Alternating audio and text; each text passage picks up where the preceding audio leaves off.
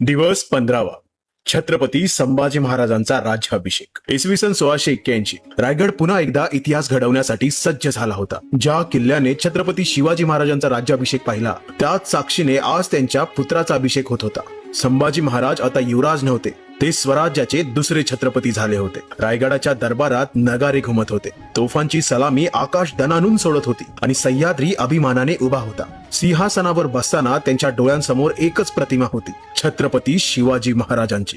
ते सिंहासन फक्त सत्तेचं प्रतीक नव्हतं, ते जबाबदारीचं व्रत होतं आणि त्या व्रताची शपथ त्यांनी घेतली. स्वराज्य वाढवेल, धर्माचं रक्षण करेल आणि औरंगजेबासमोर कधीही झुकणार नाही. दिल्लीला कदाचित वाटलं असेल, छत्रपती शिवाजी महाराज गेले म्हणजे स्वराज्याची ज्वाला शांत झाली. पण इतिहास सांगतो, ज्वाला विझली नव्हती, ती अधिक प्रखर झाली होती. सिंह गेला नव्हता, आता सिंहासनावर दुसरा सिंह विराजमान झाला होता.